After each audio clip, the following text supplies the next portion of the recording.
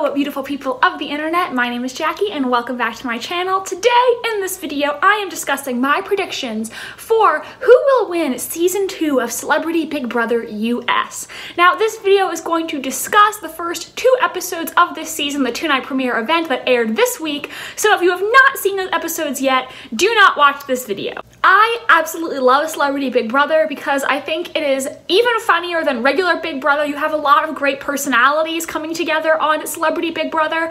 So I'm really excited for this season. I know some people were disappointed by the cast when it was announced. However, I actually really like this cast so far. Some people were saying they weren't real celebrities or big enough celebrities, but I mean, people who are going to come on something like Celebrity Big Brother are not going to be huge A-list stars. I think Angelina Jolie's a little bit busy, guys.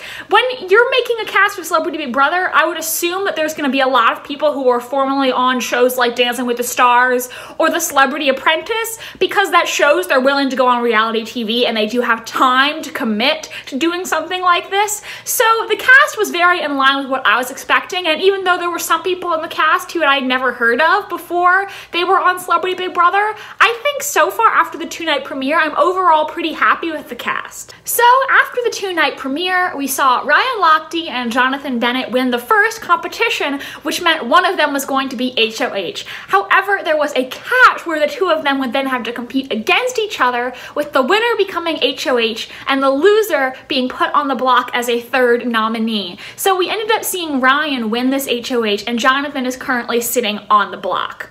Now, I'm not sure exactly what my personal feelings about Ryan Lochte are, considering he lied about getting mugged in the Rio Olympics 2 years ago, which was pretty bad. But in the game standpoint, I think he's doing pretty well for himself. Jonathan is also someone who I had my eye on since before the season even started, when the cast was announced. First of all, I just love the movie Mean Girls. It's great. I mean, I'm a teenage girl. This is a really important movie to my generation. I absolutely love it. I quote it extensively. I just realized today's a Wednesday and I'm wearing pink. I didn't even plan that. Oh, what a happy accident. Right now, I have Ryan pegged as someone who's going to be a strong physical competitor, but I don't know how much of a mental competitor he is going to be. We saw him really struggle with nominations this first week, and he was very easily influenced by Jonathan after one conversation. Now, Jonathan, like I said, I've had my eye on him since pre-season. What he said that really interested me is that he is a huge fan of the show, and I think people who are huge fans of Big Brother end up usually doing really well if they can manage to not overplay in the first couple of weeks. Jonathan also happens to be from the exact same small town in Ohio that Tyler Crispin from the last civilian season of Big Brother US is originally from, and if you watch my videos on last season of Big Brother, you know that I absolutely love Tyler. I thought he was a great player, and I'm still upset that he didn't win, but it's fine. The jury was just bitter. So I really wanted to see Jonathan be a Tyler-esque player. I want to see him pull some strings, be a strong mental competitor, and he also did really well in that competition against Ryan. Even though he did lose, he was competing in a physical competition against a 12-time Olympic medalist. So, I mean, considering he's an actor, he did really well. Better than I probably would have in that competition. So my hopes for him are really high, but there is something he did this week which makes me a little concerned. Ryan and Jonathan currently have a final 2 deal, which I think is great, because if I was going to play Big Brother personally, I would want to form a strong final 2 very early on in the competition. Find someone who's going to be my ride or die and put me above all else. You've seen a lot of successful contestants do this, like Dan and Memphis, Derek and Cody, etc. So if I was going to play Big Brother, I would want to find a final 2 and stick with it early on in the competition, to know there's someone who's always going to be in my corner, who is always going to be loyal to me above all else. And I think Ryan and Jonathan are a pretty good final 2 deal. However, when Ryan originally wanted to put Dina Lohan on the block, Jonathan convinced Ryan not to do it, even though Ryan had already told the rest of their alliance that he was putting up Dina. And now we see that Tamar is on to Jonathan. She suspects that Jonathan is the one who talked Ryan out of this. Now, I get that Jonathan likes Dina. He's known her for a long time. He said that she's like a second mom to him. But from a game standpoint, I don't know what Dinah has to offer him in this game. I don't think she's going to be a very strong player. I don't know if she would be a strong physical or mental competitor. So I feel like Jonathan would be better off winning this game if he sticks to his current alliance instead of trying to keep Dinah safe. I get that he likes her personally, but in the game, I don't think she has anything to offer him. And now people suspect that he's the one who talked Ryan out of this, which could spell trouble for him. Ryan and Jonathan currently have a Final Four alliance. I think their name is For Sure. I'm going to call them For Sure, with Lolo Jones and Natalie Eva Marie. And Lolo and Natalie also have a Final Two deal with the two of them. And I think they could be a really strong four-person alliance because Lolo and Natalie are also really great physical competitors. And like Jonathan, Natalie also knows a lot about Big Brother. And like I've already said, I think people who know the game, who come into Big Brother having done their homework, are going to perform better than people who think they can just figure it out as they go along. Now, Lolo and Natalie also have another Final Four deal with Tamar, Braxton, and Kandi Burruss. I hope I'm saying, is it Tamar? I had never seen anything that she was in before, but I'd seen her name and I assumed it was like Tamar, so I'm probably gonna pronounce her name very inconsistently in this video. I'm sorry, over time I'll get the hang of it. So Ryan, Jonathan, Lolo, Natalie, Tamar, and Kandi are a big alliance, and then among that alliance, there's a Final Four with Ryan, Jonathan, Lolo, and Natalie, and then another Final Four with Lolo, Natalie, Tamar, and Kandi. So I think Lolo and Natalie also could be a strong contender for the Final Two. I think they both seem like they could be potentially very strong players. Now, the thing about Tamar and Kandi is, so far I really do like them. Like I said, Tamar is the one who correctly figured out that Jonathan convinced Ryan not to put up Dina. However, I am concerned that this personal rivalry between Kandi and Tamar could damage their game.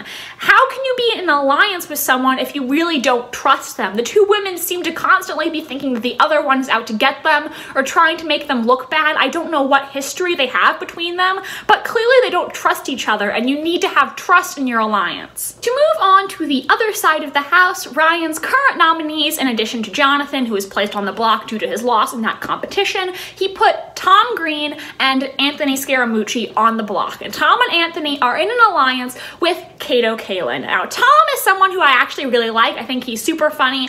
I don't know if he actually has a chance to win. I don't think he's going to be as strong a competitor as other people, and I don't really see him winning, though I do really like him personally.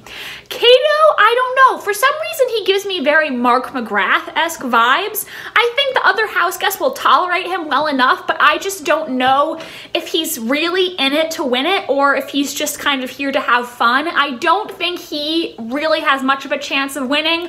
As for the Mooch, I really wish that he wasn't in this cast at all.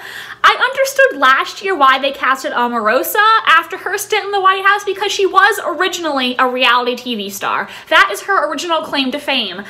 So when they announced that the Mooch was coming on this show, I was just very confused because I don't really think of him as a celebrity. I think of him as someone who was briefly working at the White House and then flamed out in 11 days. And to be honest, I'm kind of hoping that he will be the first boot from this season because I just don't think we should have Trump White House staffers on Celebrity Big Brother. To get back to the game, one really stupid thing that the Mooch did is when Ryan was HOH, he was talking in the kitchen about how he's going to have the nerd and dodgeball strategy and wait for all the jocks to pick each other off and then pick off the final jock. And he's saying that the week that Ryan, one of the jocks, is HOH, right in front of Kandi, who he doesn't have an alliance with. Kandi is in that large alliance with Ryan, so she could have easily gone to Ryan and said, hey, Anthony is saying that he's gonna go after athletes, you should put him on the block. He needs to watch his mouth if he wants to have success in this game, and considering what happened with the White House, I don't know if he knows how to watch his mouth. So I think he's going to be an early boot for sure, and I think his run in the Big Brother house might be even shorter than his very short run in the White House. Last but not least, we have the two house guests who I'm not even sure if they're really playing the game. First of all, there's Ricky Williams, who, to be completely honest, when I was taking notes before this video, I completely forgot about Ricky until right before I started filming, because we've seen basically nothing of him in these first 2 episodes. I feel like I know nothing about him. I really can't make any judgments about him whatsoever because I've seen him do absolutely nothing. So I don't know where his head's at. I don't know what his strategy is. If he has one, I have absolutely no clue. And then the person who I'm really astounded by, Joey Lawrence, who was going to be included in this big majority alliance with Ryan, Jonathan, all the others, until he said that he doesn't do alliances. And that is one of the stupidest things I think I've ever heard a Big Brother house guest say. It's up there, because that is one of the worst strategies I've ever heard, to be completely honest. To go through the entire Big Brother game without any alliances, any allies whatsoever, is just a horrible move. You need to know that there are people who are willing to work with you, who are not going to nominate you, because you can't win HOH every week and guarantee your safety. If you're not someone's alliance member, then there's a good chance they're putting you on the block. And if Joey has no alliances whatsoever, then he's probably going to go up on the block very soon, and possibly more than once if he's not evicted his first time on the block. And personally, if I was playing Big Brother, Joey would now be one of my targets, because somebody who says he's not willing to make alliances with anyone is really a wild card. If Joey wins an HOH, there's no telling what he would do with it. So if I was someone in this game, that would make him a target, because I would know that I can't trust him, that I would never know where his head was at. And I would want to target him for an eviction, because you need to have allies in the game. You need to actually play the game. I wouldn't want to keep a wild card player like that in the house when I know that they're not someone who I can trust. So guys, I think those are all my thoughts so far. Right now, I still have hope that Jonathan could possibly win this thing if he can get himself out of this mess and survive this week. I hope that he will do well and that he will be really good at masterminding this game. My hopes for him are really high, so please don't let me down and burn out as quickly as Shannon Elizabeth did last season, because that would be disappointing.